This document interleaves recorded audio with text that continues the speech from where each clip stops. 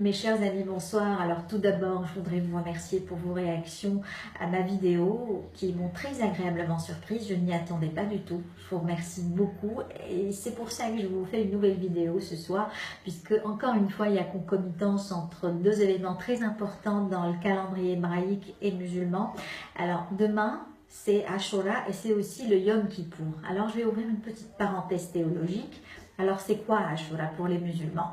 Ashura, qui est célébrée le 10 Muharram, elle commémore l'accostage de l'arche de Noé sur le mont Ararat. Elle commémore la libération du peuple juif de sa captivité en Égypte par Moïse. C'est un petit peu le Pessah chez les musulmans. Et les musulmans jeûnaient ce 10 Muharram bien avant la prescription du jeûne du Ramadan, le 10e jour du premier mois de l'année, à l'instar des Juifs qui jeûnaient le 10e jour du premier mois de l'année, qui est Kippour, le 10 Tishri, exactement. Et il se trouve que cette date a coïncidé avec quelques années plus tard, avec un événement fatidique, crucial, qui va marquer le schisme que nous vivons encore aujourd'hui, le schisme sunnite, chiite, c'est la bataille de Kerbala, qui a opposé le petit-fils du prophète Hussein à Yazid ibn Muawiyah, enfin les troupes de Yazid ibn Muawiyah. Yazid ibn Muawiyah est resté à Damas, dans son palais. Donc alors les deux parties se sont croisées le fer à Kerbala, le petit-fils du prophète avec 72 membres de sa famille et une grande armada de Yazid ibn Muawiyah. La bataille, comme vous savez, s'est soldée par la défaite de Hussein, de sa famille. Hussein, lui, a subi une mort atroce. Il a été décapité d'une manière atroce. Son corps a été inhumé sur place, mais sa tête a été traînée jusqu'à Damas. Alors de Kerbala en Irak jusqu'à Damas, les soldats l'ont montré à Yazid ibn Muawiyah afin qu'il puisse être sûr de la disparition de son rival. Et c'est pour ça que cet événement est commémoré chez les chiites par l'autoflagellation, une pratique qui a été condamnée plusieurs fois par le clergé chiite.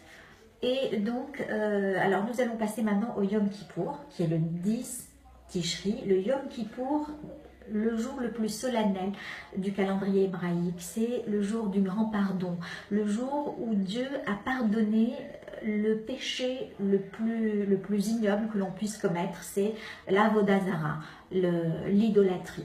Parce que comme vous savez, Moïse, quand il est monté au mont Sinaï pour recevoir les tables de la loi, le décalogue, le peuple juif s'est rassemblé autour d'Aaron, son frère, pour adorer le veau d'or. Quand il est descendu du mont Sinaï, Moïse, ulcéré, courroucé parce qu'il a vu, il a cassé les tables de la loi, et bien sûr après il est remonté pour recevoir d'autres tables, mais Dieu a pardonné au peuple juif ce chet, ce péché ignoble. Comme vous savez, dans les religions monothéistes, l'idolâtrie c'est le plus grand péché que l'on puisse commettre. Et donc ce Yom Kippour aussi, c'est le jour où Dieu signe à chacun dans la croyance juive, ou signe à chacun d'entre nous son sort pour l'année prochaine. Le livre, il s'ouvre à Rosh Hashanah, Yom Kippour qui est 10 jours après. Rosh Hashanah c'est le premier Tishri, Yom Kippour c'est le 10 Tishri. Pendant ces 10 jours, les 10 jours de pénitence, comme on les appelle, 10 jours de Teshuvah, 10 jours où il faut faire pénitence. Et alors c'est pendant cette période-là, Dieu, il écrit à chacun d'entre nous son sort de l'année prochaine. Donc, et il signe Khatima Tova, on dit Khatima Tova, c'est-à-dire bonne signature. Dieu signe aux êtres humains leur sort de l'année prochaine.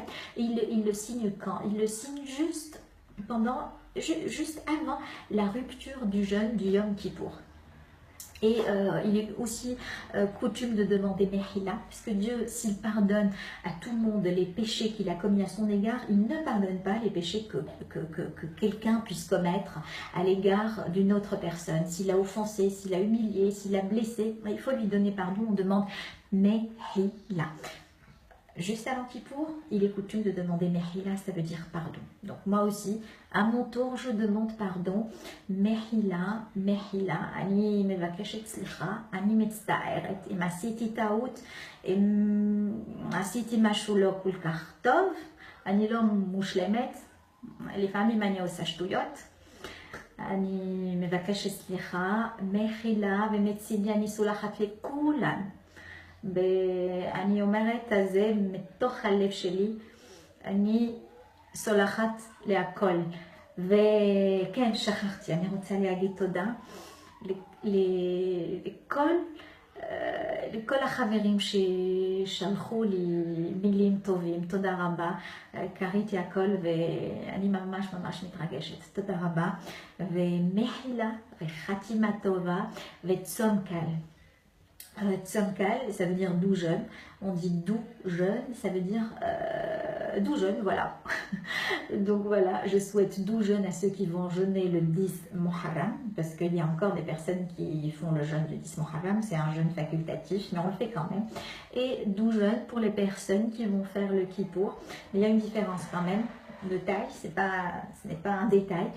C'est que le jeûne là de Muharram, comme tous les jeûnes chez les musulmans, il est du crépuscule au crépuscule. Alors que le jeûne du Kippour, comme le jeûne du Tisha B'Av, c'est 25 heures. Donc bon courage, Be'atzlacha, Tzom Kal, Neshikot Rabot. Je vous embrasse tous très fort.